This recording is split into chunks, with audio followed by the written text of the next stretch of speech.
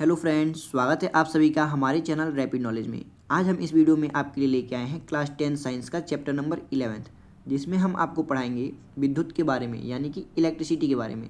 इस चैप्टर में हम आपको पढ़ाएंगे कि वैद्युत आवेश क्या होता है, वैद्युत धारा क्या होता है, वैद्युत प्रतिरोध क्या होता है, हमारे घर में विद्युत बल्ब कैसे जलती है और विद्युत फ्यूज कैसे काम करता है। इन सारे ही टॉपिक के बारे में आपको बहुत ही बेहतरीन तरीके से आपको पढ़ाएंगे भी और उसको समझाएंगे भी। तो चलिए आज का वीडियो स्टार्ट करते हैं और आ जाते हैं अपने पहले टॉपिक के ऊपर। तो देखिए, जो हमारा पहला टॉपिक रहने वाला है वो क्या रहने वाला है, वैद्युत आवेश, यानी कि आवेश क्या होता है। तो देखिए, आवेश के बारे में जानने से पहले आप कुछ चीज़ें याद करिए। जैसे जब आप छोटे होंगे तो आप देखते होंगे कि आप किसी पेन को ले लेते थे और उसे अपने जब बालों में रगड़ते थे, तो रगड़ने के बाद से आप देखते होंगे उसे कागज़ के छोटे छोटे टुकड़ों के पास लेके जाते थे, तो उन टुकड़ों को अपनी तरफ आकर्षित करने लगता था। ऐसा क्यों होता था? तो ऐसा इसलिए होता था कि वो बालों में रगड़ने के कारण हमारा जो पेन है वो क्या होता था, आवेशित हो जाता था। और आवेशित होने के कारण हमारा पेन क्या करता था, उन कागज़ के छोटे छोटे टुकड़ों को अपनी तरफ आकर्षित करने लगता था। तो यहीं से वैद्युत आवेश का परिभाषा निकलता है कि आवेश क्या होता है।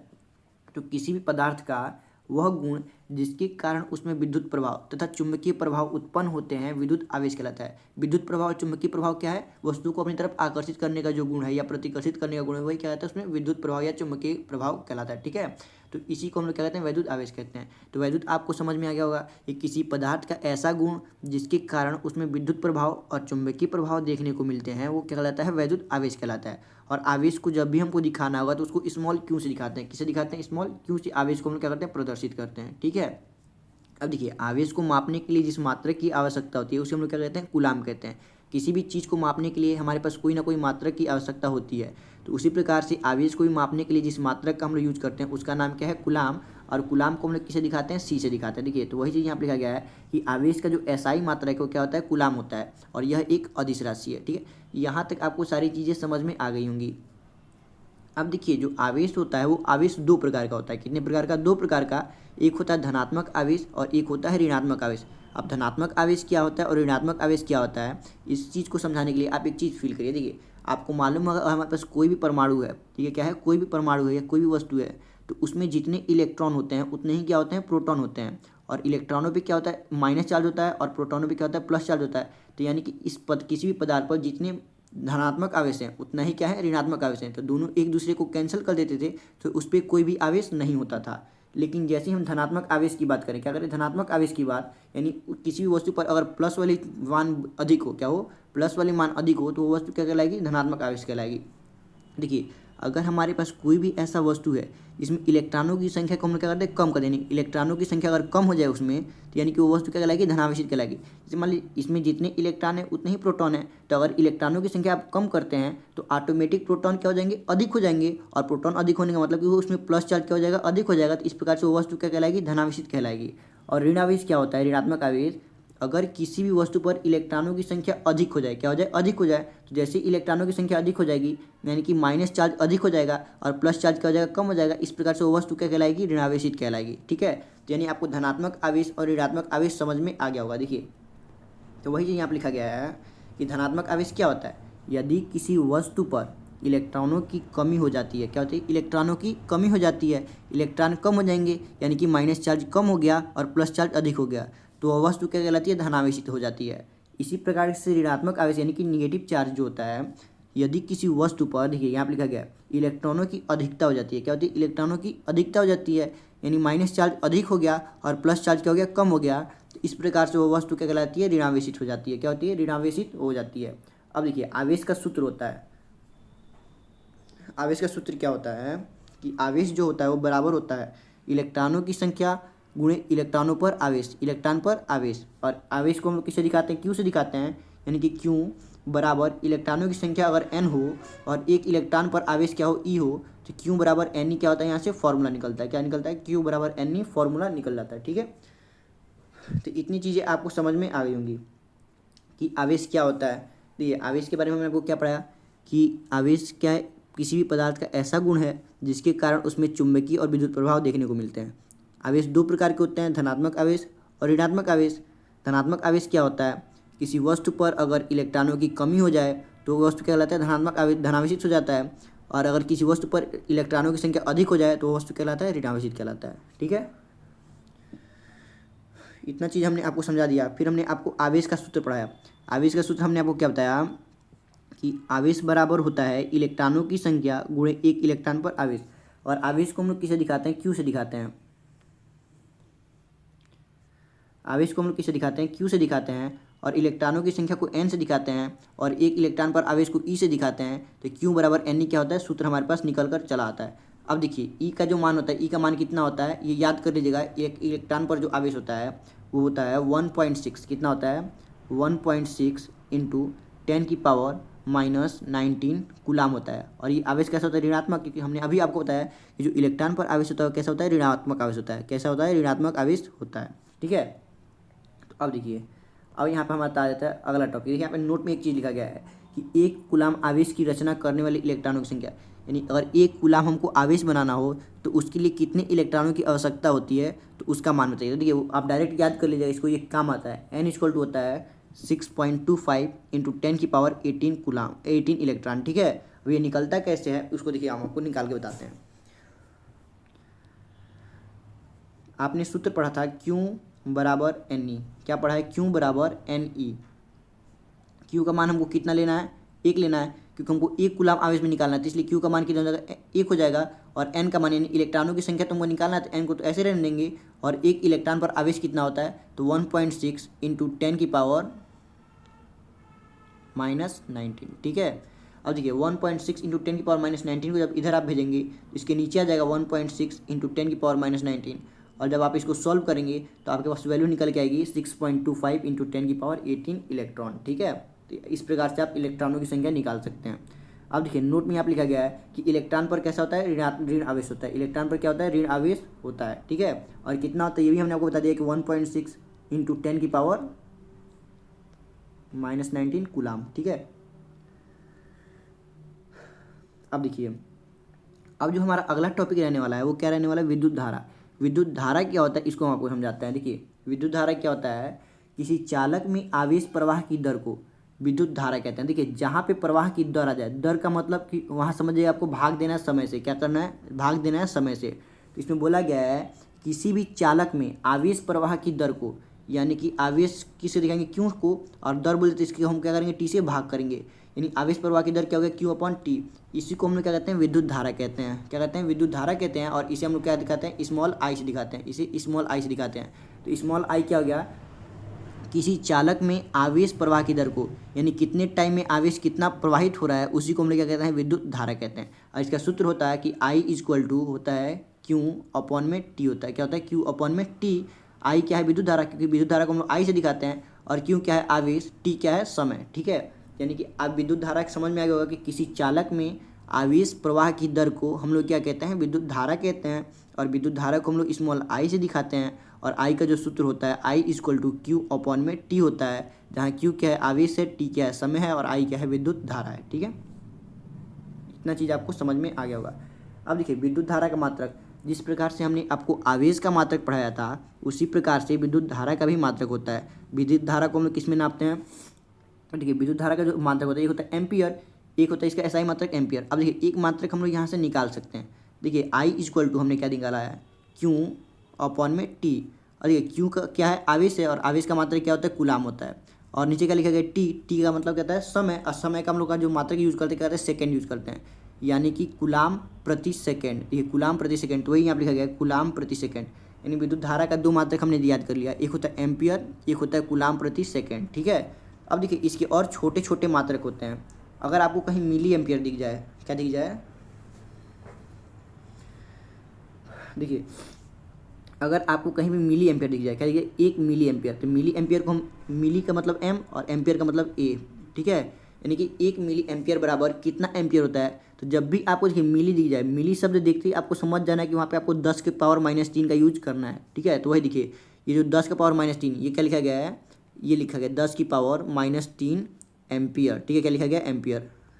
तो 1 मिली एम्पियर बराबर कितना होता है? तो 10⁻³ एम्पियर होता है। और उसी प्रकार से 1 माइक्रो एम्पियर, देखिए माइक्रो एम्पियर का ये सिंबल है, इस प्रकार से इसको कहते हैं माइक्रो और ये कहता है एम्पियर। तो देखिए 1 माइक्रो एम्पियर, तो जब भी आपको कहीं भी माइक्रो दिख जाए तो आप समझिए कि 10⁻⁻6 का यूज़ करना है। ठीक है, ये क्या लिखा गया? 10⁻⁻6, और ये क्या लिखा गया? 10⁻³ लिखा गया है। यानी कि 1 मिली एम्पियर बराबर होता है 10⁻³ एम्पियर, और 1 माइक्रो एम्पियर बराबर होता है 10⁻�6 एम्पियर। ठीक है, यहाँ तक आपको सारी चीज़ें समझ में आ गई होंगी। अब हम लोग आते हैं अपने अगले टॉपिक पे। देखिए अगला टॉपिक क्या है, ये अगला टॉपिक जाने से पहले देखिए यहाँ पे नोट में आपको कुछ चीज़ लिखा गया है। क्या लिखा गया है कि जो विद्युत धारा की दिशा होती है वो इलेक्ट्रॉन प्रवाह की दिशा के विपरीत होती है। यानी कि अगर इलेक्ट्रॉन जिधर से बह रहा है ठीक उसकी अपोजिट डायरेक्शन में क्या होती है, विद्युत धारा बहती है। जैसे देखिए यहाँ पे मान लीजिए आपके पास एक कोई बैटरी है, ये क्या हो गया बैटरी। अभी हम आपको सिंबल आगे पढ़ाएंगे, अभी इतना जानिए ये क्या है बैटरी है। और जो बैटरी है इसके प्लस सिरे से विद्युत धारा बहती है, ऐसे विद्युत धारा बहते हुए क्या कर रही है, जा रही है। ठीक है, विद्युत धारा इसमें क्या कर रही है, बह रही है। तो अब यहाँ पे क्या लिखा गया कि जो विद्युत धारा की दिशा है वो इलेक्ट्रॉन प्रवाह की दिशा के विपरीत होती है। यानी इलेक्ट्रॉन जिधर प्रवाहित होता है ठीक उसकी विपरीत दिशा में क्या होगा, विद्युत धारा प्रवाहित होगी। मान लिया अगर ये विद्युत धारा ऐसे जा रही है तो इलेक्ट्रॉन कैसे आना चाहिए, इस साइड आना चाहिए, इसके अपोजिट आना चाहिए। यानी कि इलेक्ट्रॉन प्रवाह की दिशा क्या हो जाएगी, ऐसे हो जाएगी। ठीक है, तो वही यहाँ पे विद्युत धारा की दिशा इलेक्ट्रॉन प्रवाह की दिशा के विपरीत होती है। और दूसरे शब्दों में लिखा गया है कि जो विद्युत धारा की दिशा होती है उसमें प्रवाहित धन आवेश की दिशा में होती है। यानी कि प्रोटॉन जिधर बहेगा यानी धन आवेश इधर जाएगा। मान लिया अगर विद्युत धारा इधर जा रहा है तो धन आवेश भी किधर ही जाएगा, इसी विद्युत धारा की दिशा में जाएगा। यानी कि धन आवेश की दिशा भी विद्युत धारा की दिशा कहलाती है। आप इस प्रकार से भी कह सकते हैं, या आप ऐसे भी कह सकते हैं कि इलेक्ट्रॉन प्रवाह की दिशा के विपरीत क्या होती है, विद्युत धारा की दिशा होती है। अब देखिए आज हम अगले टॉपिक पे, ये अगला टॉपिक क्या लिखा है, 1 एम्पियर। अब 1 एम्पियर को यहाँ पे हमको परिभाषित करना है। क्या करना है, 1 एम्पियर को परिभाषित करना है। तो देखिए 1 एम्पियर क्या होता है जी, यहाँ पे लिखा गया है यदि किसी विद्युत परिपथ में 1 सेकेंड में 1 कूलम आवेश प्रवाहित हो तो परिपथ में प्रवाहित धारा 1 एम्पियर होती है। ठीक है, क्या होती है, 1 एम्पियर। अब देखिए एम्पियर क्या है, विद्युत धारा का मात्रक है। और विद्युत धारा का हमने आपको सूत्र क्या पढ़ाया, I = Q/T। ठीक है, क्या करें, Q/T। तो देखिए अगर हम मान लेते हैं कि जो Q का मान है कितना है, 1 है, कितना है, 1 कूलम है। और समय मान लेते हैं कितना है, 1 सेकेंड है। तो 1 को जब आप 1 से भाग देंगे तो कितना है, 1। और I का मान कितना है, 1। और एम्पियर, I का मात्रक है तो एम्पियर, यानी कि 1 एम्पियर। तो आप देख रहे हैं कि अगर हमने कूलम कितना आवेश कितना लिया, 1 कूलम ले लिया, समय कितना ले लिया, 1 सेकेंड ले लिया, तो हम जब इसको सॉल्व किया तो हमारा आंसर कितना है, 1 एम्पियर है। तो देखिए वही चीज़ यहाँ पर लिखा गया। यहाँ से आप परिभाषा बना सकते हैं, यदि किसी विद्युत परिपथ में 1 सेकेंड में, देखिए टाइम कितना है, 1 सेकेंड, और 1 कूलम आवेश प्रवाहित हो, यानी देखिए आवेश का मान कितना है, 1 कूलम, तो परिपथ में प्रवाहित विद्युत धारा कितना होती है, 1 एम्पियर होती है। ठीक है, तो यहाँ से आपको 1 एम्पियर की परिभाषा समझ में आ गया होगा। क्या चीज़ है, यदि किसी विद्युत परिपथ में 1 सेकेंड में 1 कूलम आवेश प्रवाहित हो तब परिपथ में प्रवाहित विद्युत धारा कितना होता है, 1 एम्पियर होता है। ठीक है, अब देखिए अब यहाँ पे लिखा गया है आवेश 1 कूलम। ठीक है, क्या लिखा गया है, 1 कूलम। तो देखिए 1 कूलम को समझने के लिए फिर हम वही विद्युत धारा वाला सूत्र यूज करेंगे। I = क्या होता है, Q/T। क्या होता है, Q/T होता है। अब देखिए अब हमको क्या करना है, कूलम को परिभाषित। अब कूलम किसका मात्रक होता है, आवेश का। यानी आवेश को एक साइड छोड़ेंगे, बाकी सारी चीज़ों को एक साइड कर देंगे। यानी Q का जो मान निकालेंगे, Q = I में लेकर हम क्या करेंगे, T का गुणा कर देंगे, यानी I × T कर देंगे। अब देखिए I का मान अगर हम 1 एम्पियर मान लेते हैं, क्या करते हैं, 1 एम्पियर मान लेते हैं, और टाइम का मतलब 1 सेकेंड मान लेते हैं। तो 1 में जब 1 के गुणा करेंगे तो कितना आएगा, 1 आएगा, यानी 1 कूलम हो जाएगा। ठीक है, क्या हो जाएगा, 1 कूलम। देखिए आवेश का मान कितना आएगा, 1 कूलम हो गया। और यहाँ से परिभाषा बनाना चाहते तो कैसे बनेगा, देखिए यदि किसी चालक में 1 सेकेंड में 1 एम्पियर की धारा प्रवाहित हो, देखिए 1 सेकेंड में 1 एम्पियर की धारा प्रवाहित होती है तो आवेश की मात्रा कितना होती है, 1 कूलम होगी। आवेश की मात्रा कितना होगी, 1 कूलम होगी। तो आपको 1 कूलम भी समझ में आ गया होगा। अब देखिए अब यहाँ पर लिखा गया नोट में कि इलेक्ट्रॉन पर आवेश, देखिए इलेक्ट्रॉन पर आवेश कितना होता है, हमने आपको पहले ही बता दिया कि -1.6 × 10⁻⁻19 कूलम होता है। ठीक है, फिर हमने आपको एक और चीज़ यहाँ पर लिखा गया है कि विद्युत धारा का मापन अमीटर नामक यंत्र कहता है। यानी किसी परिपथ में कितना धारा बह रहा है इसका हमको माप करना हो तो एक यंत्र आता है, जैसे हमको बुखार नपवाना हो तो थर्मामीटर से यूज़ करते हैं। उसी प्रकार से विद्युत धारा का मापन करने के लिए एक यंत्र आता है, उसका नाम क्या है, अमीटर है। क्या है, अमीटर है। और इसको परिपथ में हमेशा ही श्रेणी क्रम में जोड़ते हैं। किस में जोड़ते हैं, श्रेणी क्रम में। और श्रेणी क्रम क्या होता है, अभी हम आपको थोड़ी देर बाद जब प्रतिरोध पढ़ा देंगे उसके बाद से आपको श्रेणी क्रम और समांतर क्रम समझाएंगे। ठीक है, तो अभी बस आप इतना याद कर लीजिए कि अमीटर को हमेशा हम किस में जोड़ते हैं, श्रेणी क्रम में जोड़ते हैं। ये आपके पेपर में क्वेश्चन पूछ चुका है। ठीक है, इसलिए आप इसको थोड़ा ध्यान से पढ़िएगा।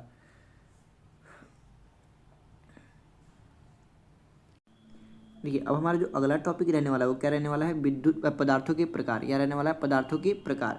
यानी कि पदार्थ जो हमारे पास होते हैं वो कितने प्रकार से होते हैं, विद्युत धारा के प्रवाह के हिसाब से। किसके हिसाब से, विद्युत धारा के प्रवाह के, यानी इसमें कितना विद्युत धारा बहेगा उस हिसाब से अगर हम पदार्थों को बांटे तो पदार्थ कितने प्रकार के होते हैं, 3 प्रकार के। जिसमें सबसे पहले आता है चालक। क्या आता है, चालक होता है। किसको हम चालक कहेंगे, किसको अचालक कहेंगे और किसको अर्धचालक कहेंगे, इन सारी चीज़ों के बारे में हम बारी बारी समझते हैं। देखिए सबसे पहले हम समझेंगे चालक क्या होता है। देखिए वे पदार्थ जिसमें धारा का प्रवाह सुगमता से हो जाए चालक कहलाते हैं। यानी कि ऐसे पदार्थ जिसमें विद्युत धारा प्रवाहित करना हो तो बिना किसी दिक्कत के एकदम आसानी से उसमें विद्युत धारा प्रवाहित हो जाए, वैसे पदार्थों को हम लोग क्या कहते हैं, चालक कहते हैं। जैसे कि देखिए आप लोहा देखे होंगे, जो आपके घर में लोहा होता है उसमें देखते हैं करंट क्या करता है, आसानी से फ्लो करता है। देखिए वही चीज़ यहाँ पे क्या है, सभी धातुएं यानी जितनी भी हमारे पास धातुएं हैं वो सभी क्या होती हैं, चालक होती हैं। अम्लीय जल, आप जब अम्ल क्षार लवण पढ़े होंगे तो उस समय आपको अम्लीय जल पता होगा, तो अम्लीय जल भी क्या होता है, उसमें भी विद्युत धारा का प्रवाह होता है, तो वो भी क्या है, चालक है। लवण क्या होते हैं, वो भी क्या होते हैं, चालक होते हैं। तो चालक आपको समझ में आएगा कि ऐसे पदार्थ जिसमें विद्युत धारा का प्रवाह सुगमता से हो जाए उसे हम लोग क्या कहते हैं, चालक कहते हैं। और अचालक क्या होता है, तो इसके नाम में इसका मीनिंग छिपा, अचालक यानी कि जिसमें विद्युत धारा प्रवाहित नहीं होती हो। तो देखिए वही चीज़ लिखा गया है कि वे पदार्थ जिसमें विद्युत धारा का प्रवाह नहीं होता है अचालक यानी कि कुचालक कहलाते हैं। जैसे कि लकड़ी, आप लकड़ी से किसी वायर को टच करेंगे तो आपको करंट नहीं लगेगा। प्लास्टिक पहन के आप अगर किसी वायर को टच करेंगे तब भी आपको करंट नहीं लगेगा। रबड़ से भी आपको करंट नहीं लगता है, क्यों, क्योंकि इसमें विद्युत धारा प्रवाहित नहीं होती है। तो अचालक आपको समझ में आ गया कि ऐसे पदार्थ जिसमें विद्युत धारा का प्रवाह नहीं होता है क्या कहलाते हैं, अचालक कहलाते हैं। अब देखिए अब आता है अर्धचालक। अर्धचालक क्या होता है, यानी कि देखिए इसके नाम में इसका मीनिंग जो अर्धचालक, अर्ध का मतलब होता है आधा चालक, यानी कि ऐसा पदार्थ जो आधा चालक हो। तो देखिए वही चीज़ यहाँ पे लिखा गया है कि वे पदार्थ जो सामान्य अवस्था में धारा का प्रवाह नहीं करते हैं, यानी कि अगर उसको ऐसे ही नॉर्मली छोड़ दिया तो उसमें विद्युत धारा का प्रवाह नहीं होता है। लेकिन जैसे ही आप उसको गर्म करेंगे, क्या करेंगे, गर्म करेंगे यानी उसका तापमान बढ़ाएंगे तो उसमें विद्युत धारा का प्रवाह होने लगता है। क्या होता है, विद्युत धारा का प्रवाह होने लगता है। तो वैसे पदार्थों को हम क्या कहते हैं, अर्धचालक कहते हैं। तो देखिए वही चीज़ यहाँ पे लिखा गया कि वे पदार्थ जो सामान्य अवस्था में धारा का प्रवाह नहीं करते हैं लेकिन ताप बढ़ने पर विद्युत धारा का प्रवाह करने लगते हैं। यहाँ पे प्रवाह होगा, प्रभाव नहीं, ये गलत लिखा गया, यहाँ पे क्या होगा, प्रवाह, ठीक है, प्रवाह। तो विद्युत धारा का प्रवाह करते हैं उसे हम लोग क्या कहते हैं, चालक कहते हैं। क्या कहते हैं, चालक कहते हैं। चलते नहीं, यहाँ पे होगा कहते हैं, थोड़ा सा मिसप्रिंट हो गया, उसे चालक कहते हैं। इसका एग्जाम्पल क्या है, जर्मेनियम और सिलिकॉन, ये क्या होते हैं, अर्धचालक होते हैं। यानी कि इसमें नॉर्मली विद्युत धारा प्रवाहित नहीं होती है, लेकिन जैसे हम इसका ताप बढ़ाएंगे इसमें करंट क्या होगा, फ्लो होने लगेगा। तो आपको यहाँ चीज़ समझ में आ गया होगा। हमारा अगला टॉपिक है विद्युत विभव। और विद्युत विभव पढ़ने से पहले सबसे पहले आपको समझना होगा कि विद्युत क्षेत्र क्या होता है। तो चलिए हम आपको विद्युत क्षेत्र समझाते हैं।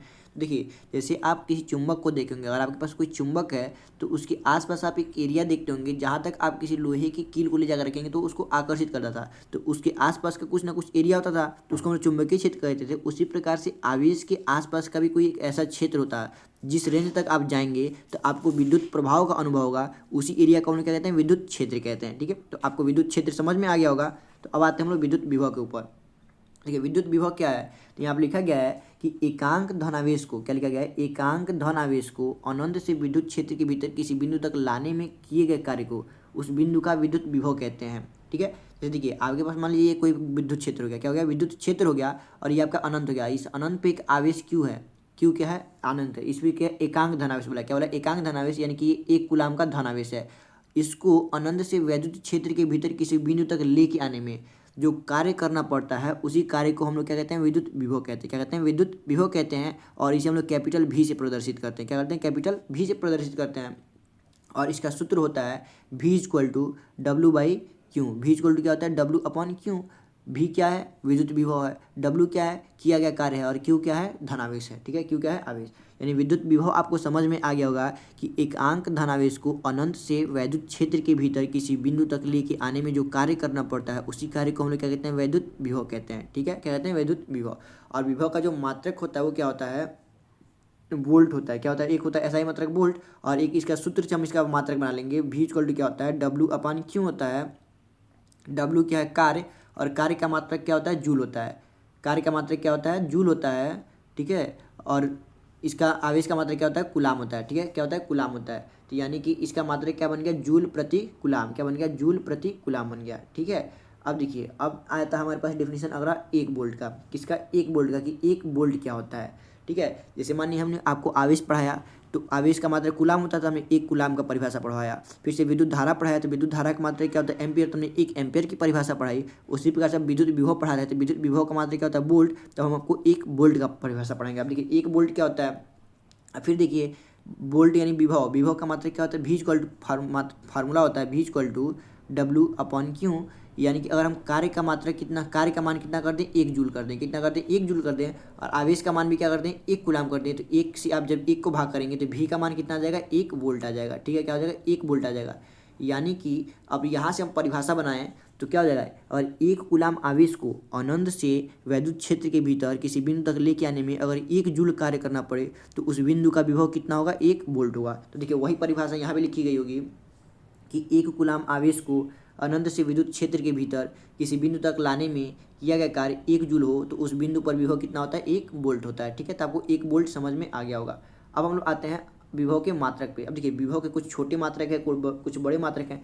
देखिए यहाँ पे मिली वोल्ट, क्या आ गया, मिली वोल्ट आ गया, यहाँ पे माइक्रो वोल्ट। तो देखिए मिली वोल्ट हमने अभी आपको थोड़ी देर पहले बताया, जहाँ आपको मिली शब्द दिख जाए तो आप 10⁻³ का यूज करेंगे, यानी कि 1 मिली वोल्ट बराबर होता है 10⁻³ वोल्ट होता है। क्या होता है, 10⁻³ वोल्ट होता है।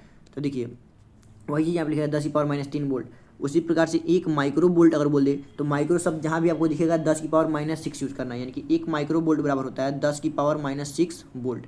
अब देखिए माइक्रो दिख जाए, माइक्रो एम्पियर के साथ दिख जाए, वोल्ट के साथ दिख जाए, कूलाम के साथ दिख जाए, आपको बस माइक्रो देखते ही 10⁻6 यूज करना है और मिली देखते ही 10⁻³ का यूज करना है। ठीक है, अब देखिए अब विभव के कुछ बड़े बड़े मात्रक देखते हैं। बड़े मात्रक क्या है, 1 किलो वोल्ट, और जब भी आपको किलो शब्द दिख जाए तो 10⁻³ का यूज करना है, यानी कि 10⁻³ वोल्ट।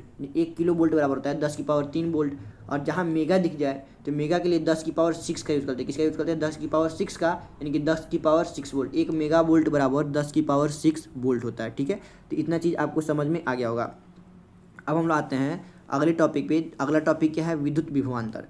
अब देखिए विद्युत विभवांतर भी विभव ही है। ये क्या होता है, विभव, दो विभव का अंतर होता है विद्युत विभवांतर। अब देखिए इसको कैसे परिभाषित करेंगे, जैसे उसमें हम एक आवेश को अनंत से लेकर आ रहे थे, लेकिन अब इसको अनंत से लेकर नहीं आएंगे। वैद्युत क्षेत्र के भीतर 2 बिंदु होगा, उसमें से एक बिंदु से दूसरे बिंदु तक आवेश को लेके जाएंगे और उसमें जितना कार्य करना पड़ेगा उसी कार्य को हम लोग क्या बोलेंगे, वैद्युत विभवांतर बोलेंगे। तो देखिए वही चीज़ यहाँ पर लिखा गया होगा कि वैद्युत क्षेत्र के भीतर एकांक धनावेश को एक बिंदु से दूसरे बिंदु तक ले जाने में किए गए कार्य को उन बिंदुओं के बीच विद्युत विभवांतर कहते हैं। जैसे देखिए ये आपका मान लीजिए वैद्युत क्षेत्र हो गया, ये आपका एक बिंदु होगा, ये 2 बिंदु होगा। इन दोनों बिंदुओं पे देखिए यहाँ से एक आवेश को लेके गए इस वाले बिंदु तक, तो उसमें जितना कार्य करना पड़ा उसी कार्य को हम लोग क्या बोलेंगे, वैद्युत विभवांतर बोलेंगे। और इसका भी सूत्र ठीक वही होता है, V=WI/Q, यानी जो विभव का सूत्र वही इसका भी सूत्र होता है।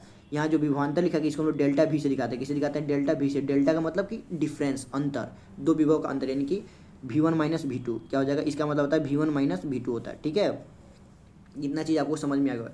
तो वैद्युत विभवांतर क्या है कि वैद्युत क्षेत्र के भीतर स्थित किन्हीं भी 2 बिंदुओं के बीच एकांक धनावेश को एक बिंदु से दूसरे बिंदु तक लेके जाने में जितना कार्य करना पड़ता है उसी कार्य को हम लोग क्या कहते हैं, वैद्युत विभवांतर कहते हैं। ठीक है, अब इसका मात्रक जो विभव का मात्रक होता है सेम वही विभवांतर का मात्रक होता है। विभव का मात्रक क्या था, वोल्ट या जूल प्रति कूलाम, तो इसका भी मात्रक होता है वोल्ट या जूल प्रति कूलाम। अब देखिए यहाँ पे एक और चीज़ लिखा गया है कि विभवांतर की माप वोल्टमीटर नामक यंत्र से की जाती है। जैसे हमने आपको बताया कि विद्युत धारा की माप अमीटर नामक यंत्र से किया जाता है, उसी प्रकार से विभवांतर की माप किससे किया जाता है, तो वोल्टमीटर नामक यंत्र से किया जाता है। और देखिए अमीटर को हम परिपथ में श्रेणी क्रम में जोड़ते थे ना, तब इसको क्या करना है, विभवांतर को जो वोल्टमीटर हम लोग यूज़ करते हैं उसको जिस भी 2 बिंदुओं के बीच विभवांतर निकाला है उन दोनों बिंदुओं के बीच वोल्टमीटर को हम लोग समांतर क्रम में जोड़ते हैं। किसमें जोड़ेंगे, समांतर क्रम में। देखिए तो वही चीज़ आप लिखा गया है कि इसे जिन 2 बिंदुओं के बीच विभवांतर ज्ञात करना है उन बिंदुओं के बीच समांतर क्रम में जोड़ते हैं। अब देखिए श्रेणी क्रम समांतर क्रम आपके दिमाग में आ रहा होगा, अब इसको क्लियर करेंगे हम थोड़ी देर बाद। ठीक है, समांतर क्रम श्रेणी क्रम क्या होता है। अब देखिए अब यहाँ पे आता है कुछ सिंबल। अब इन सारे सिंबल्स को आप थोड़ा ध्यान से समझिएगा कि सिंबल्स किसका किसका क्या होगा। अगर आपको कहीं भी विद्युत सेल दिखाना हो, क्या दिखाना हो, विद्युत सेल, तो उसके लिए आप कैसे सिंबल का यूज करेंगे, एक से बड़ा लाइन खींचेंगे, उसके बगल में ठीक एक छोटा लाइन खींचेंगे, और यहाँ से ऐसे लाइन खींच देंगे और इसको ऐसे लाइन खींच देंगे। ये किसका सिंबल है, सेल का। और ये जो बड़ा वाला लाइन है ये किसका सिंबल होता है, प्लस वाले सिरे का, और ये क्या होता है, माइनस वाले सिरे का। ठीक है, तो इसको बड़े वाले लाइन को हम प्लस कहते हैं, छोटे वाले लाइन को कहते हैं माइनस कहते हैं। तो ये किसका सेम है, विद्युत सेल का। क्या है, विद्युत सेल का। अब देखिए कई सारे विद्युत सेल को अगर हमको आपस में जोड़ दिए तो क्या बनता है, बैटरी बन जाता है। तो हमको बैटरी का सिंबल दिखाना हो तो इसमें क्या होगा, कई सारे सेल होंगे।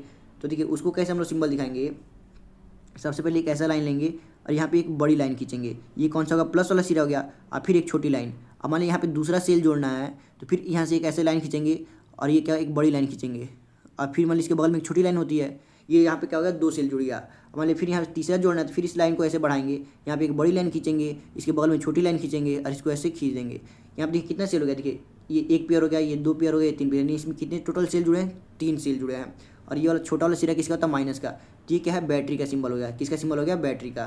ठीक है, तो बैटरी का सिंबल आप देख सकते हैं, ये होगा विद्युत सेल का सिंबल, ये होगा बैटरी का सिंबल। अब ये देखिए कुंजी, कुंजी का मतलब जो स्विच आप घर में देखते होंगे वो स्विच का सिंबल।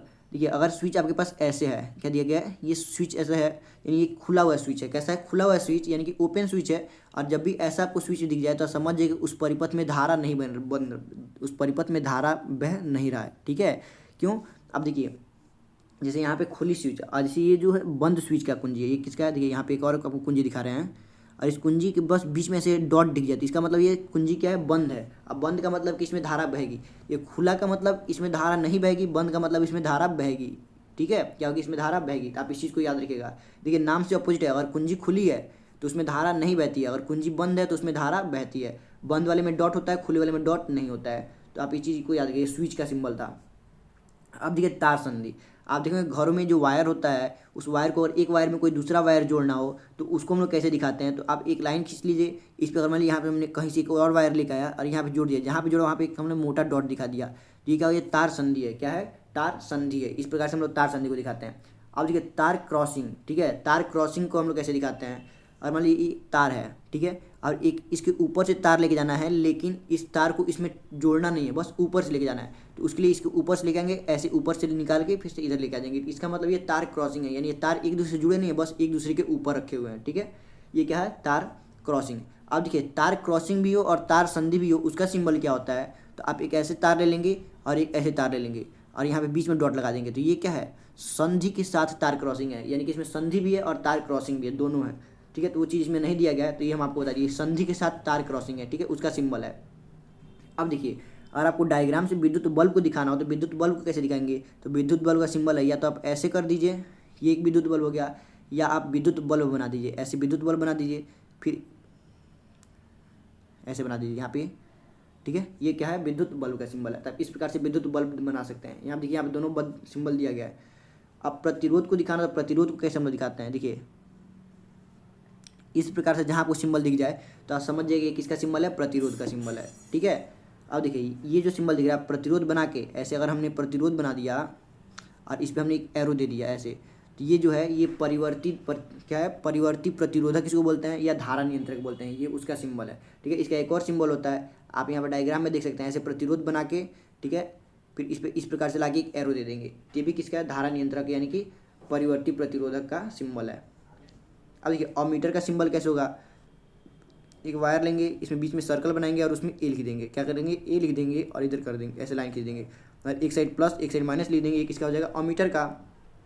और ठीक इसी प्रकार से वोल्ट मीटर का भी, इस वाले सिरे प्लस इधर माइनस और ऐसे जोड़ देंगे। ठीक है, ठीक अमीटर और वोल्ट मीटर। तो आपको सारे प्रतीक समझ में आए होंगे। हम अभी डायग्राम बनाएंगे तो उस डायग्राम में अगर इन सारे सिंबल का यूज़ करेंगे तो आपको समझ में आना चाहिए कि हाँ इस सिंबल का मतलब क्या है। सारी चीज़ सिंबल यहाँ पे लिख दिया गया, आप इसको ध्यान से देख लीजिएगा।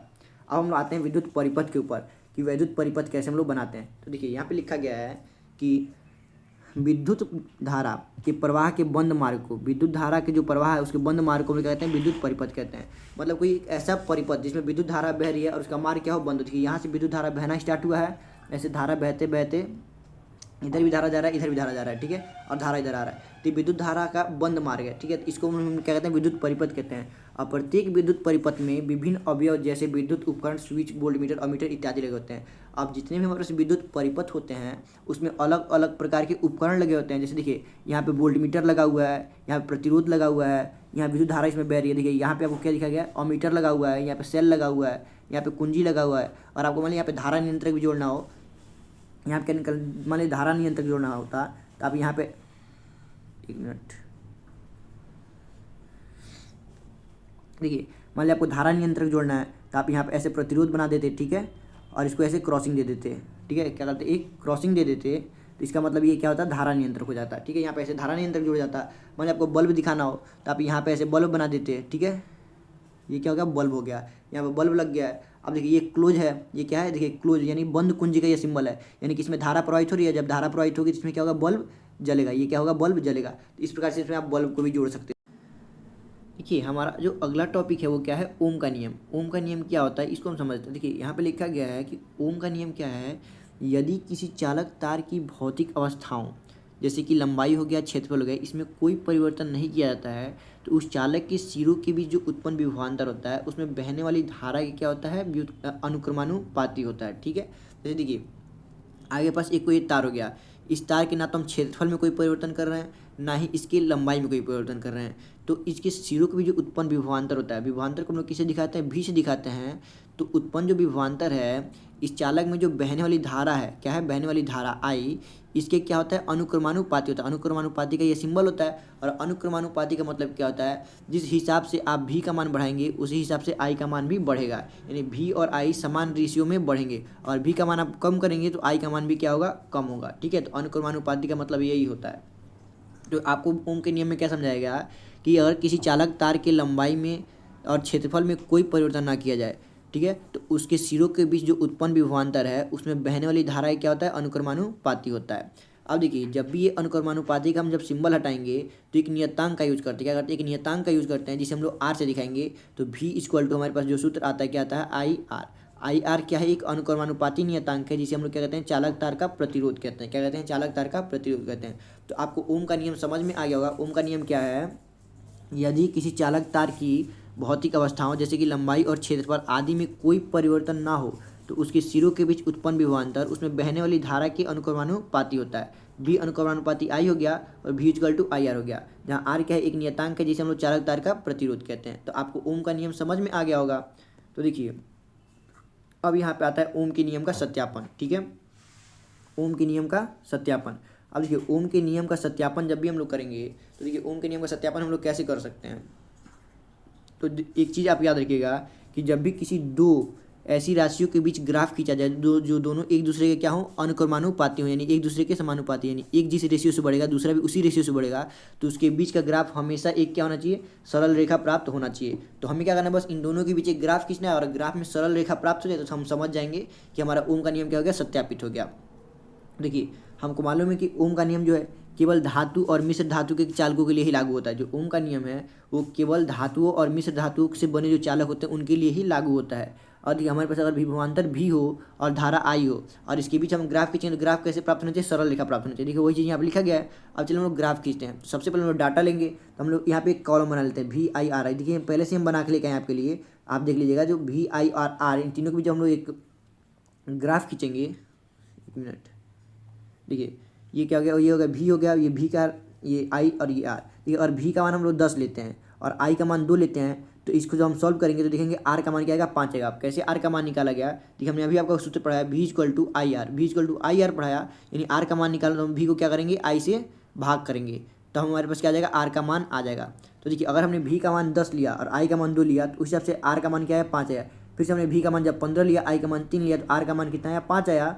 फिर हमने भी का मान 35 लिया और आई का मान 7 लिया तो इस हिसाब से हमारे आर का मान क्या है, 5, यानी आर का मान हर बार सेम आ रहा है। और उसके हिसाब से इसमें हम भी के मान को रखेंगे और यहाँ पे आई का मान इसके मान को रखेंगे और इन दोनों के बीच हम लोग ग्राफ खींचेंगे तो ग्राफ क्या होगा, सरल रेखा प्राप्त होगा। आपको यहाँ पे डाटा लिख के नहीं दिखाना है, बस आप ऐसे सिंपल एक ग्राफ खींच देंगे, आपको प्रूफिंग मान लिया जाएगा। ठीक है, अब देखिए यहाँ पे हम आपको एक डायग्राम भी दिखा देते हैं। ये देखिए हमने एक परिपथ लिया है, ये भी किसका बना है, देखिए यहाँ पे लिखा है धातु और मिश्र धातु के चालकों के लिए। ये किसका है, धातु या मिश्र धातु से बना हुआ है। यहाँ देखिए इसमें हमने एक अमीटर जोड़ लिया, एक धारा नियंत्रक जोड़ लिया, यहाँ पे हमने एक कुंजी लगा ली, यहाँ पे एक हमने बैटरी लगा लिया, सेल लगा लिया। ठीक है, ये प्रतिरोध हो गया, ये विभवांतर वोल्ट मीटर हो गया और ये क्या हो गया, विद्युत बल्ब हो गया। ठीक है, हमने ये आपको डायग्राम बना के दिखाया। अब देखिए यहाँ पे इसके बारे में जो भी हमने यहाँ पे जो चीज़ की है इसके बारे में हमने यहाँ पे डिटेल में लिखा गया है जो आपको लिखना है। वैसे तो हमने आपको समझा दिया, लेकिन आप यहाँ पे देख भी सकते हो, उन सारी चीज़ों को हमने यहाँ पे लिख भी दिया गया है। देखिए क्या लिखा गया है, इसको सत्यापित करने हेतु एक बैटरी, अमीटर और धारा नियंत्रक तथा प्रतिरोध तार को परिपथ में आरेख के अनुसार श्रेणी क्रम में जोड़ते हैं। अभी हमने आपको दिखाया किस प्रकार श्रेणी क्रम में सारे एक दूसरे से जुड़े हुए हैं। अब देखिए यहाँ पर लिखा प्रतिरोध तार के सिरों के मध्य एक वोल्टमीटर लगाते हैं। प्रतिरोध जो तार था उसके सिरों के बीच हमने क्या किया, वोल्टमीटर भी लगाया है। परिपथ में कुंजी लगाते ही धारा प्रवाहित होती है, तो धारा का मान अमीटर से तथा प्रतिरोध के सिरों के बीच उत्पन्न विभवांतर वोल्टमीटर से पढ़ते हैं। ठीक है, तो हमने बताया कि जब उसमें धारा बहेगी तो धारा का मापन कौन करता है, अमीटर करता है, और वोल्टमीटर का मापन कौन करेगा, तो वोल्टमीटर करें, विभवांतर का मापन कौन करेगा, वोल्टमीटर करेगा। ठीक है, तो इन दोनों से जो रीडिंग प्राप्त होता है उससे हम जब ग्राफ बनाएंगे तो ग्राफ क्या होगा, एक सरल रेखा प्राप्त होता है। देखिए वही चीज़ लिखा गया, यदि धारा नियंत्रक द्वारा धारा के मान को बढ़ाया जाए तो धारा के प्रत्येक मान के लिए वोल्टमीटर के पाठ्यांक को ग्राफ के रूप में निरूपित करने पर एक सीधी रेखा प्राप्त होती है, अर्थात V और I का अनुपात प्रत्येक बार समान आता है। ठीक है, तो इस प्रकार से हम ओम के नियम का सत्यापन कर सकते हैं। तो आपको ओम के नियम का सत्यापन समझ में आ गया होगा। अब हमारे पास आता है ओम के नियम की सीमाएं, यानी कि ओम का नियम कहाँ तक लागू है, कब ओम का नियम लागू नहीं होगा, वही हमको जानना है। देखिए, जो ओम का नियम है केवल धात्विक चालकों के लिए ही लागू होता है, यानी जो भी चालक धातु से बने हैं या मिश्र धातु से बने हैं उनके लिए ही ओम का नियम लागू होता है। ठीक है, और चालकों के लिए ओम का नियम लागू नहीं होता। और इसकी दूसरी जो कमी हो क्या है, यदि चालक की भौतिक अवस्था में परिवर्तन किया जाए, यानी चालक के क्षेत्रफल में परिवर्तन कर दें या लंबाई में परिवर्तन कर दें, तो वहाँ पे ओम का नियम लागू नहीं होता है। ठीक है, तो ये ओम के नियम की सीमाएं यानी कि कमी आती हैं। देखिए, हमारा अगला टॉपिक है विद्युत प्रतिरोध, यानी कि इलेक्ट्रिक रेजिस्टेंस। ये क्या होता है, तो यहाँ पर लिखा गया किसी चालक का वह गुण जिसके कारण वह विद्युत धारा के प्रवाह का विरोध करता है, चालक का प्रतिरोध कहलाता है।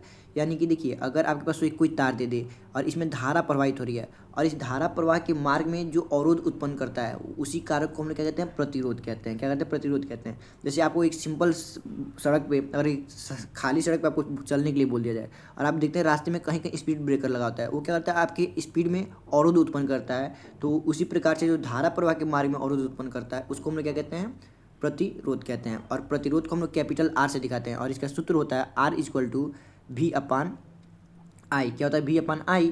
और हमको मालूम है कि ये कहाँ से है, ओम के नियम से है। कि ओम के नियम में हमने क्या पढ़ा था, V = IR, तो हमने R का मान निकालना है तो R = क्या हो जाएगा, V/I हो जाएगा। ठीक है, अब आते हैं हम लोग प्रतिरोध के मात्रक पे। तो एक तो इसके सूत्र से इसका मात्रक निकल जाएगा, क्योंकि देखिए R = क्या होता है, V/I होता है और V का मात्रक क्या होता है, वोल्ट होता है, और I का मात्रक क्या होता है, एम्पियर, यानी कि वोल्ट प्रति एम्पियर पहला मात्रक हो जाएगा। और दूसरा इसका मात्रक होता है ओम। क्या होता है, ओम। और ओम का सिंबल होता है इस प्रकार से, देखिए ओम का सिंबल बना सकते हैं।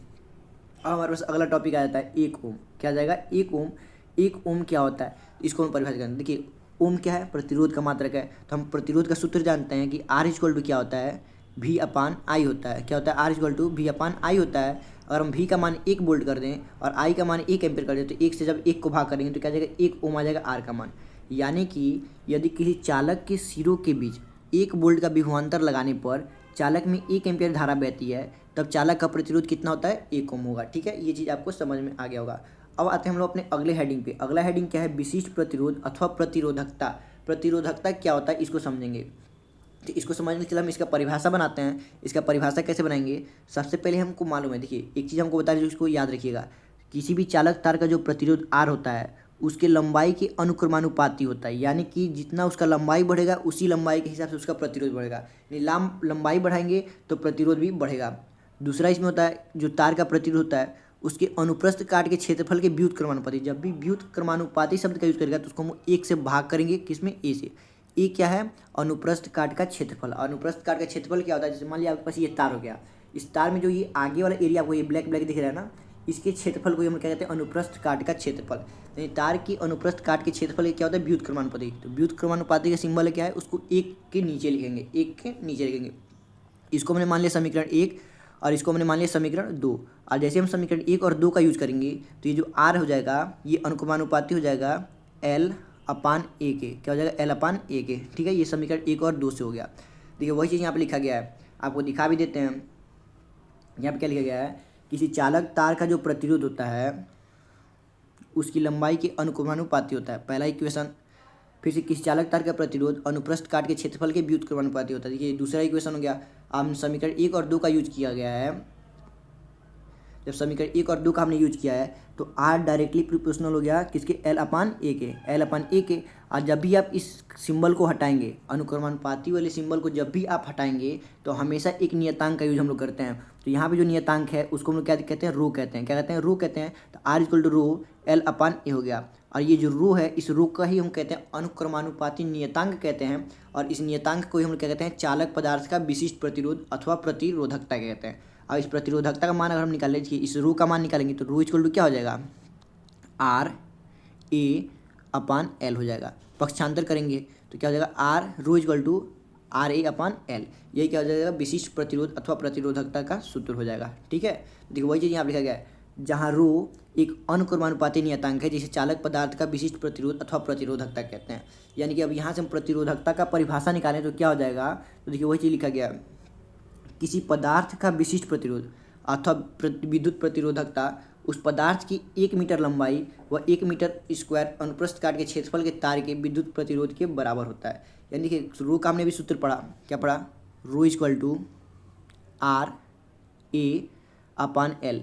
यानी कि अगर हम ए का मान भी 1 कर दें, एल का मान भी 1 कर दें, तो रो डायरेक्टली बराबर हो जाएगा किसके, प्रतिरोध के, यानी कि आर के। तो वही चीज़ यहाँ पर लिखा गया है कि यदि किसी पदार्थ का विशिष्ट प्रतिरोध अथवा विशिष्ट विद्युत प्रतिरोधकता उस पदार्थ की 1 मीटर लंबाई, यानी लंबाई का मान कितने ले लिया, 1 मीटर, और 1 मीटर स्क्वायर अनुप्रस्थ काट के क्षेत्रफल, यानी एरिया का मान भी कितना ले लिया, 1 ले लिया, क्षेत्रफल के तार की विद्युत प्रतिरोध के बराबर होता है। देखिए विद्युत प्रतिरोध के बराबर है कि नहीं है, तो उसी को हम क्या कहते हैं, प्रतिरोधकता कहते हैं। आपको समझ में आ गया होगा। और प्रतिरोधकता का मात्रक क्या होता है, देखिए प्रतिरोधकता का मात्रक होता है ओम मीटर। अब ये मात्रक कैसे निकला, तो हम चलिए निकालते हैं। देखिए rho equal to R A upon L होता है। देखिए आर क्या, प्रतिरोध, प्रतिरोध का मात्रक क्या होता है, ओम होता है। ए क्या है, क्षेत्रफल, क्षेत्रफल का क्या मात्रक होता है, मीटर स्क्वायर होता है। अपॉन में एल क्या था, लंबाई, लंबाई का मात्रक क्या होता है, मीटर होता है। तो 1 मीटर से 1 मीटर कट जाएगा, इसका मात्रक क्या गया, रो ओम मीटर, क्या गया, ओम मीटर। तो देखिए वही चीज़ लिखा गया है, इसका मात्रक क्या होता है, ओम मीटर होता है। अब देखिए जो विशिष्ट प्रतिरोध यानी कि जो प्रतिरोधकता होता है वो क्या है, किसी पदार्थ का गुण है, पदार्थ का गुण है, यानी कि वो पदार्थ की ना तो लंबाई पे, तार की लंबाई पर और क्षेत्रफल पर निर्भर नहीं करता है। देखिए वही चीज़ यहाँ लिखा गया है, यह पदार्थ का अभिलक्षणिक गुण है, अतः लंबाई अथवा क्षेत्रफल पर निर्भर नहीं करता है। ताप तथा चालक की प्रकृति पर निर्भर करता है, यानी कि ताप बढ़ाएंगे तो प्रतिरोधकता का मान बढ़ेगा या घटेगा, ठीक है, यानी कि इस ताप पर निर्भर करेगा। और चालक की प्रकृति पर, यानी कि चालक किस धातु का है, तांबे का है, लोहे का है, चांदी का है, इसके प्रकृति पर निर्भर करेगा, ना कि उसकी लंबाई और क्षेत्रफल पर, ठीक है। तो ये चीज़ आप समझ ध्यान रखिएगा कि जो विशिष्ट प्रतिरोध यानी कि प्रतिरोधकता होता है वो किसी पदार्थ का अभिलाक्षणिक गुण है, यानी कि लंबाई और क्षेत्रफल पर निर्भर नहीं करता है, ठीक है। तो आपको प्रतिरोधकता समझ में आ गया होगा। अब हम आते हैं प्रतिरोध को प्रभावित करने वाले कारक, यानी प्रतिरोध को कौन कौन से कारक प्रभावित कर सकते हैं। तो सबसे पहला है तार की लंबाई, क्योंकि हमको मालूम है जो प्रतिरोध होता है वो लंबाई के क्या होता है, अनुक्रमानुपाती होता है, यानी कि जितना हम लंबाई बढ़ाएंगे उसकी प्रतिरोध का मान भी बढ़ता जाएगा, और लंबाई का मान कम करेंगे तो प्रतिरोध का भी मान क्या होगा, कम हो जाएगा। दूसरा था अनुप्रस्थ काट के क्षेत्रफल पर, यानी कि जो आर होता है वह व्युत्क्रमानुपाती होता है ए के, यानी कि अगर आप ए का मान बढ़ाएंगे, ए का मान अगर आप बढ़ाएंगे तो आर का मान क्या होगा, कम होगा, यानी एरिया अगर आप बढ़ाएंगे तो प्रतिरोध कम होगा, अगर एरिया कम करेंगे तो प्रतिरोध का मान अधिक होगा, ठीक, एक बढ़ेगा तो दूसरा घटेगा, तो यानी उसके क्षेत्रफल पर निर्भर करता है। तीसरा चालक तार की प्रकृति पर, यानी कि किस धातु का आप तार लिए हैं, तांबे का, सोने का, चांदी का, उसी हिसाब से लेंगे तो सबका प्रतिरोध भी अलग अलग होता है, यानी प्रकृति पर भी निर्भर करता है। और चौथा है ताप बढ़ाने पर प्रतिरोध का मान बढ़ता है, यानी अगर आप किसी भी चालक तार का ताप ले लेंगे, ठीक है, उसका ताप बढ़ाते जाएंगे तो उसकी प्रतिरोध का भी मान क्या होगा, बढ़ते जाएगा, ठीक है। तो प्रभावित करने वाले 4 कारक भी हमने आपको बता दिया। अब यहाँ पे आता है एक और चीज़, देखिए नोट में लिखा गया है, ये देखिए सेम चीज़ दोबारा आ गया, तो इसको आप छोड़ दीजिएगा। देखिए यहाँ पे नोट में लिखा गया कि एक धातु की अलग अलग लंबाई के 2 टुकड़े करने पर उनकी प्रतिरोधकता का मान समान रहता है, परंतु प्रतिरोधों का मान भिन्न भिन्न हो जाता है, ठीक है। क्योंकि देखिए यहाँ पे क्या लिखा गया, एक धातु का हम अलग अलग लंबाई के 2 टुकड़े ले लें, मतलब धातु भी सेम है, धातु क्या है, सेम है, उसी के 2 अलग अलग लंबाई के, एक 5 सेंटीमीटर लंबा ले लें, एक 10 सेंटीमीटर लंबा ले लें, तो उन दोनों का जो प्रतिरोधकता का मान होगा वो सेम होगा। क्यों? क्योंकि हमने आपको बताया जो प्रतिरोधकता होता है वो पदार्थ का अभिलाक्षणिक गुण होता है, और वो लंबाई और क्षेत्रफल पर निर्भर नहीं करता है, मतलब छोटा तार लें, बड़ा तार लें, सबका प्रतिरोधकता समान होगा। लेकिन जो प्रतिरोध होता है वो लंबाई पर निर्भर करता है, यानी छोटा तार लेंगे प्रतिरोध कम होगा, बड़ा तार लेंगे प्रतिरोध अधिक होगा। तो वही चीज़ यहाँ पर लिखा गया है कि एक धातु की अलग अलग लंबाई के 2 टुकड़े करने पर उनकी प्रतिरोधकता का मान समान रहता है, परंतु प्रतिरोधों का मान भिन्न भिन्न हो जाता है। हमारा अगला हेडिंग है प्रतिरोधों का संयोजन। अब प्रतिरोधों का संयोजन कैसे करेंगे, तो प्रतिरोधों का संयोजन से मतलब है कि हम अब 2 या 2 से अधिक प्रतिरोधों को जब आपस में जोड़ते हैं तो उसी को हम लोग क्या कहते हैं, प्रतिरोधों का संयोजन कहते हैं। देखिए वही चीज़ यहाँ पर लिखा गया है, जब 2 या 2 से अधिक प्रतिरोधों को जोड़ा जाता है तो इसे प्रतिरोधों का संयोजन कहते हैं। और ये भी 2 प्रकार से होता है, एक होता है श्रेणी क्रम संयोजन, एक होता है समांतर क्रम संयोजन। अब श्रेणी क्रम संयोजन क्या होता है और समांतर क्रम संयोजन क्या होता है, चलिए आप इसको हम समझाते हैं। देखिए अगर आपके पास कई सारे प्रतिरोध हैं, ठीक है, कई सारे प्रतिरोध हैं, तो प्रत्येक प्रतिरोध का जो दूसरा सिरा है, यानी कि देखिए ये पहला सिरा, ये प्रतिरोध इसका पहला सिरा हो गया, ये दूसरा सिरा हो गया, तो प्रत्येक प्रतिरोध का जो दूसरा सिरा है उसको अगले प्रतिरोध के पहले सिरे से जोड़ दें, ठीक है। मान लिया अब यहाँ पे फिर इस प्रकार से फिर एक और प्रतिरोध जोड़ दिया गया, ठीक है। तो आप देखेंगे इस वाले प्रतिरोध का जो दूसरा सिरा यानी कि ये वाला सिरा दूसरे वाले प्रतिरोध के पहले सिरे से जुड़ा है, फिर से देखिए इस वाले प्रतिरोध का जो दूसरा सिरा है तीसरे प्रतिरोध के पहले सिरे से जुड़ा है, यानी कि प्रत्येक प्रतिरोध का जो दूसरा सिरा है उसके अगले प्रतिरोध के पहले सिरे से जुड़ा है। तो इस प्रकार का जो भी संयोजन होता है इसे हम लोग क्या कहते हैं, श्रेणी क्रम संयोजन कहते हैं। क्या कहते हैं, श्रेणी क्रम संयोजन कहते हैं। और समांतर क्रम संयोजन का मतलब होता है इसमें जितने भी प्रतिरोध को जोड़ना है, जैसे मान लीजिए हमको एक प्रतिरोध इसको जोड़ना है, ठीक है, फिर एक प्रतिरोध इसको जोड़ना है, फिर एक प्रतिरोध इसको जोड़ना है। तो देखिए जितने भी प्रतिरोध को जोड़ना है उन सबके पहले सिरे को एक पॉइंट से, किसके, एक पॉइंट से, और दूसरे सिरे को एक पॉइंट से जोड़ दें। तो इस प्रकार के संयोजन को हम लोग क्या कहते हैं, समांतर क्रम संयोजन कहते हैं। यानी कि श्रेणी क्रम संयोजन में क्या होता है, प्रत्येक प्रतिरोध के दूसरे सिरे को अगले प्रतिरोध के पहले सिरे से जोड़ते जाते हैं। और समांतर क्रम संयोजन में क्या होता है, प्रत्येक प्रतिरोध का जो पहला सिरा होता है एक ही बिंदु से और दूसरा सिरा एक ही बिंदु से जोड़ दें। तो इस प्रकार के संयोजन को हम लोग क्या कहते हैं, समांतर क्रम संयोजन कहते हैं। तो आपको श्रेणी क्रम और समांतर क्रम समझ में आ गया होगा। अब चलिए हम बारी बारी से और डिटेल में इसको समझाते हैं। देखिए श्रेणी क्रम संयोजन क्या होता है, प्रतिरोधों का ऐसा संयोजन जिसमें प्रत्येक प्रतिरोध का दूसरा सिरा अगले प्रतिरोध के पहले सिरे से जुड़ा होता है, श्रेणी क्रम संयोजन कहलाता है। इस प्रकार के संयोजन में धारा का मान समान रहता है तथा प्रत्येक प्रतिरोध के सिरों के बीच विभवांतर अलग अलग होता है। देखिए इसका मतलब क्या है, यहाँ पे क्या देखिए, प्रत्येक प्रतिरोध, देखिए पहला प्रतिरोध हो गया, ये दूसरा प्रतिरोध हो गया, ये तीसरा प्रतिरोध हो गया। आप देखेंगे इस प्रत्येक में सबका जो दूसरा वाला सिरा है, ये वाला सिरा अगले प्रतिरोध के पहले वाले सिरे से जुड़ा हुआ है। अब देखिए ये यहाँ पे आपका बैटरी लगा हुआ है और बैटरी से यहाँ से जो धारा निकल रही है, देखिए सेम धारा यहाँ से जा रही है। अब वही धारा देखिए इस वाले प्रतिरोध में जाएगी, इस प्रतिरोध से होते हुए भी अगले प्रतिरोध में जाएगी, फिर यहाँ से होते हुए तीसरे प्रतिरोध में जाएगी। यानी प्रत्येक प्रतिरोध में सेम धारा जा रहा है। और जो हम विभवांतर निकालते हैं वो प्रत्येक प्रतिरोध के लिए अलग अलग निकालते हैं, यानी उन सबका अलग अलग सिरों पर निकालेंगे। देखिए इन दोनों सिरों के लिए विभवांतर क्या होगा, अलग होगा। इन दोनों सिरों पर विभवांतर अलग होगा, इन दोनों सिरों पर विभवांतर अलग होगा, और इन दोनों सिरों पर विभवांतर अलग होगा। यानी यहाँ पे अलग, यहाँ पे अलग और यहाँ पे अलग, तीनों सिरों पर विभवांतर क्या होगा, अलग अलग होगा। तो यानी आप याद रखिएगा कि जो श्रेणी क्रम संयोजन होता है उसमें प्रत्येक प्रतिरोध में समान धारा बहती है, लेकिन उनके सिरों के बीच विभवांतर क्या होता है, अलग अलग होता है। ठीक है। अगर इसके लिए हमको जो तुल्य प्रतिरोध निकालना हो, यानी इन तीनों प्रतिरोधों को हटाकर हमें केवल एक प्रतिरोध लगाना है, तो उस प्रतिरोध का मान कितना होगा, तो उसको निकालने के लिए R इक्वल टू हम लोग यूज़ करेंगे R1 plus R2 plus R3, यानी सारे प्रतिरोधों को हम लोग जोड़ देंगे तो उसका तुल्य प्रतिरोध निकल जाएगा। तो आपको श्रेणी क्रम संयोजन समझ में आ गया होगा। श्रेणी क्रम संयोजन क्या है, प्रतिरोधों का ऐसा संयोजन जिसमें प्रत्येक प्रतिरोध का दूसरा सिरा अगले प्रतिरोध के पहले सिरे से जुड़ा होता है, श्रेणी क्रम संयोजन कहलाता है। इस प्रकार के संयोजन में धारा का मान समान तथा प्रत्येक प्रतिरोध के सिरों के बीच विभवांतर अलग अलग होता है। ठीक है, ये सारी चीज़ें आपको समझ में आ गई होंगी।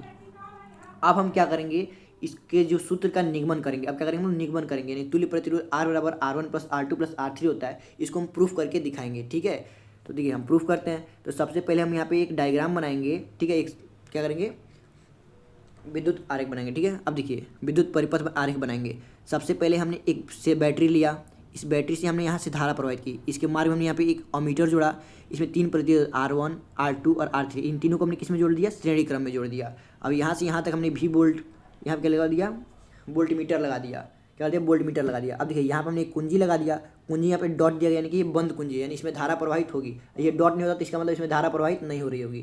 ठीक है, यहाँ पे डॉट लगा, इसका मतलब इसमें धारा प्रवाहित हो रही है। ठीक है, तो इतना हमने डायग्राम बना लिया। देखो वही चीज़ यहाँ पर लिखा गया है, माना प्रतिरोध R1 R2 R3 श्रेणी क्रम में संयोजित हैं तथा इनमें I धारा बह रही। श्रेणी क्रम में धारा समान बहती है, तो इसलिए सब में कौन सी धारा बहेगी, I धारा बहेगी। यदि इन प्रतिरोधों के सिरों के बीच विभवांतर V1 V2 और V3 है, यानी यहाँ पे प्रतिरोध विभवांतर क्या है, V1 है, इसके लिए विभवांतर क्या है, V2 है, और इसके लिए विभवांतर क्या है, V3 है।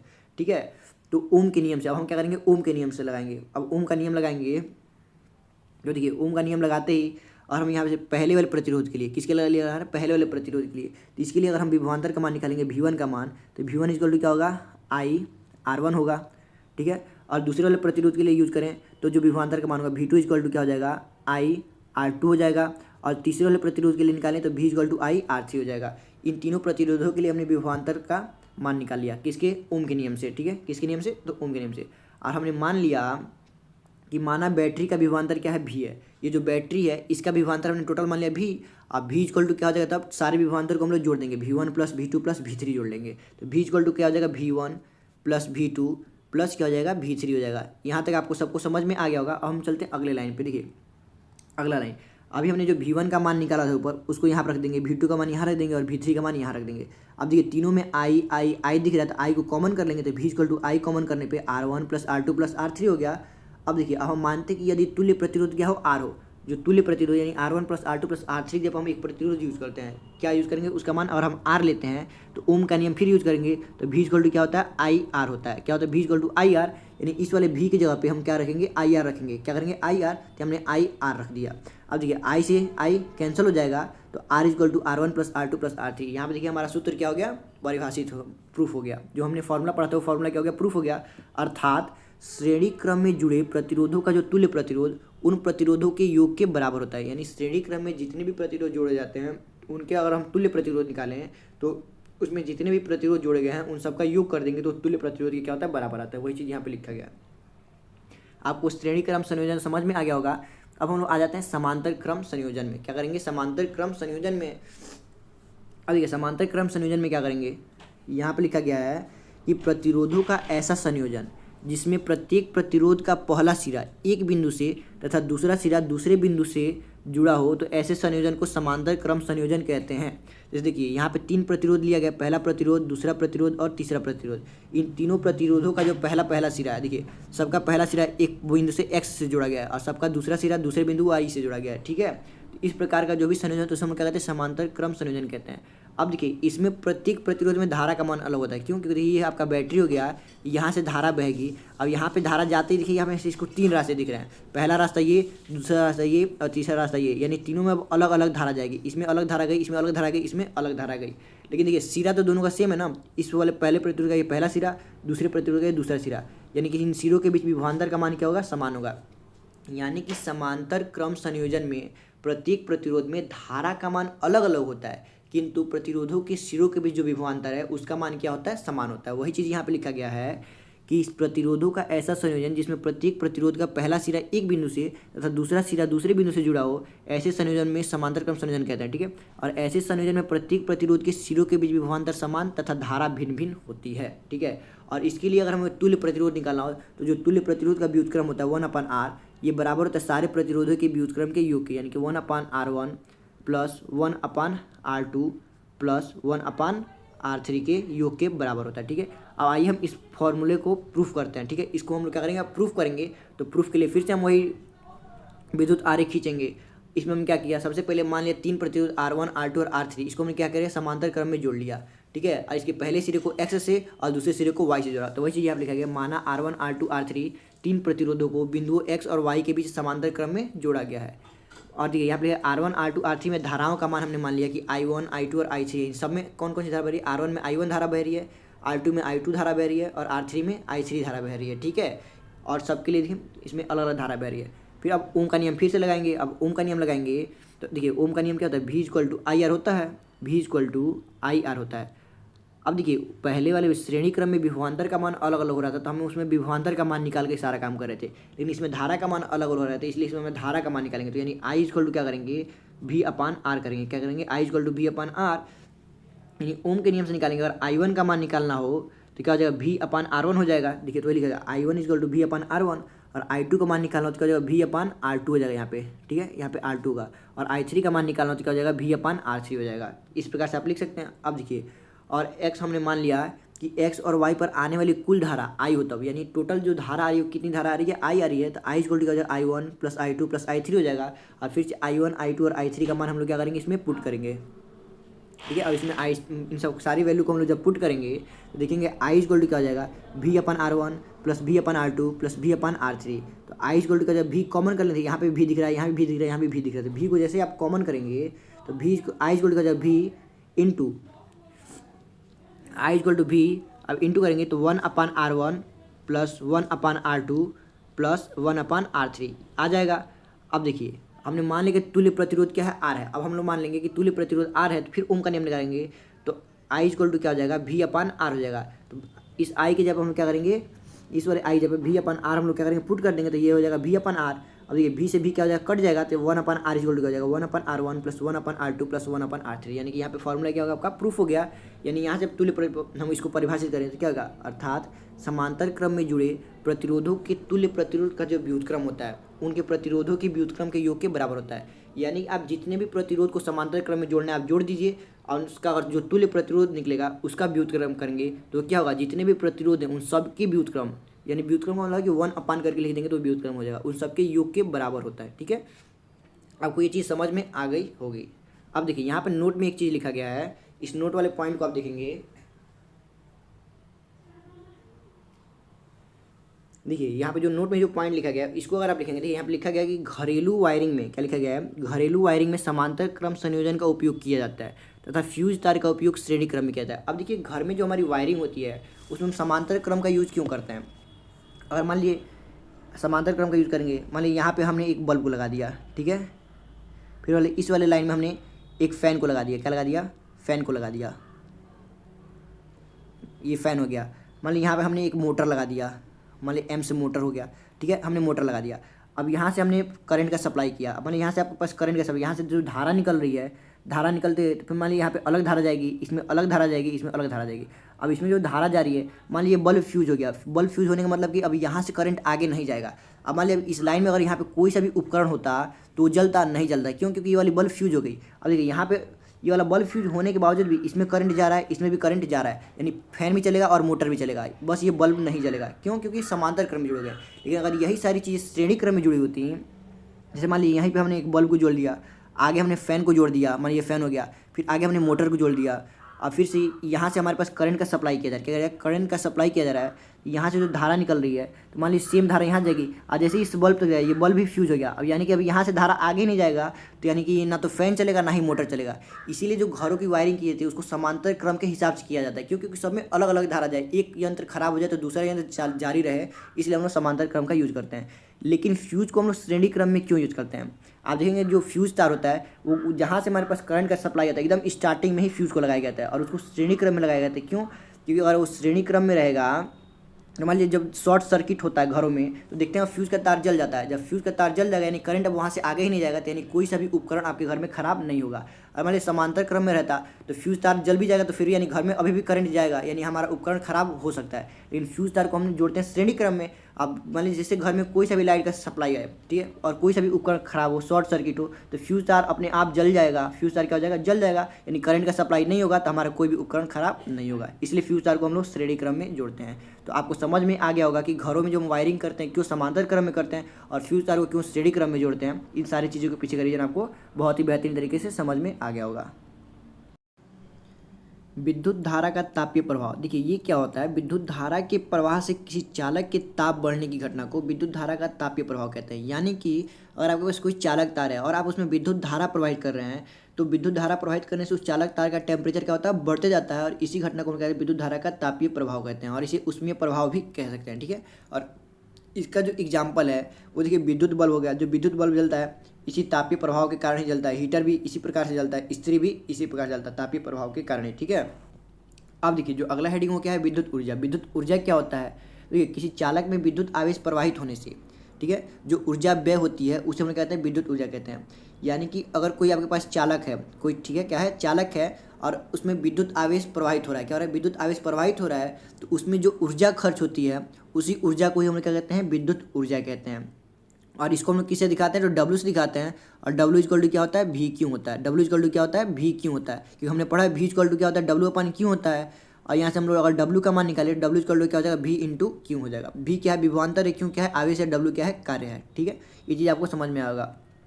अब देखिए, अब हमको मालूम है कि अगर Q का मान हम लोग रख दें, Q इक्वल टू क्या, I equal to Q upon T होता है, क्या होता है, I equal to Q upon T, यानी अगर यहाँ से हम Q का मान निकाले तो Q इक्वल टू क्या हो जाएगा, आई टी हो जाएगा, Q इक्वल टू क्या हो जाएगा, आई टी, और इस Q की जब हम लोग आई टी मान रख दें तो W का मान आ जाएगा वी आई टी, ठीक है, क्या हो जाएगा, वी आई टी। अब देखिए जो V का मान होगा, तो V का मान ओम के नियम से हमको मालूम है कि V इक्वल टू क्या होता है, आई आर होता है, क्या होता है, V equal to I R होता है, यानी इस V जब हम लोग आई आर रख दें और इंटू आई टी तो था ही, तो आई इंटू आई करेंगे तो क्या हो जाएगा, आई स्क्वायर हो जाएगा, और आर टी, तो यहाँ से W का एक और सूत्र बन गया, W इक्वल टू क्या हो गया, आई square R T, I square R T हो गया। अब देखिए जो तीसरा सूत्र है, तीसरा सूत्र क्या है, हमको मालूम है कि आई इक्वल टू क्या होता है, V अपान आर होता है, आई इक्वल टू क्या होता है, V अपान आर। तो ये जो फॉर्मूला है W equal to I square R T, इसमें आई के जब हम लोग क्या रखेंगे, V अपान आर, यानी कि V का स्क्वायर अपान आर का स्क्वायर। अब इंटू में क्या है, आर इंटू टी तो है ही, आर इंटू टी तो है ही, तो देखिए एक आर से एक आर कट जाएगा, यानी फॉर्मूला बन जाएगा वी स्क्वायर टी अपॉन में आर, ठीक है, वी स्क्वायर टी अपॉन में आर बन जाएगा। यानी यहाँ से विद्युत ऊर्जा के कितने सूत्र प्राप्त हुए, 3। कौन कौन से, V equal to W equal to V Q, V I T, I square R T और V square T upon R, ठीक है। यहाँ से विद्युत ऊर्जा के तीन सूत्र हमको प्राप्त हुए। अब देखिए अब आता है इलेक्ट्रॉन वोल्ट। इलेक्ट्रॉन वोल्ट क्या है, ये कार्य और ऊर्जा का सबसे छोटा मात्रक है। क्या है? कार्य और ऊर्जा का सबसे छोटा मात्रक है। अब देखिए, अगर हमको एक इलेक्ट्रॉन वोल्ट को परिभाषित करना हो तो क्या करेंगे? देखिए, तो एक इलेक्ट्रॉन वोल्ट वह ऊर्जा है जो एक इलेक्ट्रॉन को एक बिंदु से दूसरे बिंदु तक ले जाने में व्यय होती है। यानी अगर एक इलेक्ट्रॉन हो गया, उसको एक बिंदु से दूसरे बिंदु तक लेके जा रहे हैं, तो उसमें जितना ऊर्जा व्यय होती है उसी को हम क्या कहते हैं? एक इलेक्ट्रॉन वोल्ट कहते हैं। और एक इलेक्ट्रॉन वोल्ट में कितना कार्य होता है? तो 1.6 इंटू 10⁻⁻19 जूल होता है। ठीक है, एक इलेक्ट्रॉन वोल्ट बराबर 1.6 इंटू 10⁻⁻19 जूल होता है। ठीक है, तो ये चीज़ आप याद रखिएगा। अब देखिए, चालक में उत्पन्न ऊष्मा क्या होती है? चालक में उत्पन्न ऊष्मा क्या होता है? तो देखिए, हमको मालूम है किसी भी चालक तार में धारा प्रवाहित होने पर उत्पन्न ऊष्मा ऊष्मीय ऊर्जा कहलाती है। अभी हमने आपको थोड़ी देर पहले ही बताया। और ऊष्मीय ऊर्जा को हम किससे दिखाते हैं? कैपिटल H से दिखाते हैं। और इसका मात्रक जूल या कैलोरी होता है। ऊष्मा का मात्रक जूल या कैलोरी होता है। ज़्यादातर हम किस मात्रक का यूज करते हैं? कैलोरी का यूज करते हैं। ठीक है, तो देखिए, और इसका सूत्र होता है H इक्वल टू क्या होता है? H इक्वल टू I²RT होता है। I²RT ये जो लिखा गया है, और इसी को हम कहते हैं जूल का तापन नियम। इसको हम लोग क्या कहते हैं? जूल का तापन नियम भी कहते हैं। अब देखिए, अब हम वहाँ पे क्या करेंगे? जूल और कैलोरी में आपको संबंध बताएंगे। जूल भी क्या है? मात्रक है। कैलोरी भी क्या है? मात्रक है। इन दोनों में रिलेशन क्या होता है? तो एक जूल का जो मान होता है 1/4.2 कैलोरी होता है। या अगर इसको हम सॉल्व करें तो एक जूल बराबर 0.24 कैलोरी होता है। ठीक है, अब देखिए, जो हमने डब्लू का जितने भी फॉर्मूला पढ़े, W equal to VQ I²RT VIT V²T/R, ये सारे फॉर्मूले किसके मात्रक हो जाएंगे? उसमें इसके भी सारे सूत्र हो जाएंगे। जो उत्पन्न ऊष्मा है, चालक में उत्पन्न ऊष्मा, इसको H से दिखाते हैं, इसके भी सारे सूत्र कौन कौन से हो जाएंगे? I²RT पहला सूत्र हो जाएगा। ठीक है, अभी जो थोड़ी देर पहले हमने विद्युत ऊर्जा का सूत्र पढ़ा, वो सारा सूत्र क्या होगा? इसका भी होता है। फिर उसी प्रकार से VIT का भी मान निकाल लेंगे। उसी प्रकार से V²T/R, ये जो तीनों यहाँ पे सूत्र लिखे गए हैं उस ठीक उसी प्रकार से निकाले गए हैं जिस प्रकार से हमने विद्युत ऊर्जा का सूत्र निकाला है। बस इसमें क्या करना है? वो 4.2 से भाग कर देना है। 4.2 से भाग कर देना है, यहाँ भी 4.2 से भाग कर देना है, और उसका एक कैलोरी देना है। 4.2 से भाग क्यों कर रहे हैं? जो जूल को कैलोरी में बदलने के लिए। ठीक है, तो ये था जूल और कैलोरी में संबंध। देखिए, यहाँ पे एक और चीज़ लिखा गया, यदि हम परिपथ में धारा का मान 2 गुना कर दें तो ऊष्मा का मान 4 गुना हो जाएगा। क्यों हो रहा है? इसके पीछे का रीजन समझिए। यहाँ पे I² होगा। ठीक है, ये I² है। देखिए, हमने पढ़ा था H equal to I²R into T, और R और T को हम लोग क्या करते हैं? नियत यानी कि कांस्टेंट कर दें, तो जो H होता है वो डायरेक्टली प्रोपोर्शनल हो जाएगा I² के। ठीक है, देखिए, जैसे ही आप I का मान 2 गुना कर देंगे तो I का मान 2 रखेंगे तो 2 का पावर 2 यानी कि 4, यानी कि H का मान कितना है? 4 आया। यानी जैसे ही आप धारा का मान 2 गुना किया, ऊष्मा का मान कितना हो गया? 4 गुना हो गया। अब हमने अब धारा का मान 4 गुना कर दिया तो 4 का वर्ग करेंगे तो कितना? 16, यानी ऊष्मा का मान कितना गुना हो जाएगा? तो 16 गुना हो जाएगा। ठीक है, तो वही चीज़ यहाँ पे लिखा गया, यदि परिपथ में धारा का मान 2 गुना कर दें तो ऊष्मा का मान कितना हो जाएगा? 4 गुना, क्योंकि H डायरेक्टली प्रोपोर्शनल होता है I² के। ठीक है, यहाँ पे I² होगा। अब देखिए, अब विद्युत शक्ति क्या होता है इसको समझ लेते हैं। विद्युत शक्ति क्या? देखिए, यहाँ पे लिखा गया है, किसी विद्युत परिपथ में विद्युत ऊर्जा के व्यय होने की दर को विद्युत सामर्थ्य अथवा विद्युत शक्ति कहते हैं, और इसे P से प्रदर्शित करते हैं। इसे किससे प्रदर्शित करते हैं? तो P से। अब P इक्वल टू क्या होता है? W/T। P इक्वल टू क्या होता है? W/T। W क्या है? कार्य है, T क्या है? समय है, P क्या है? शक्ति है।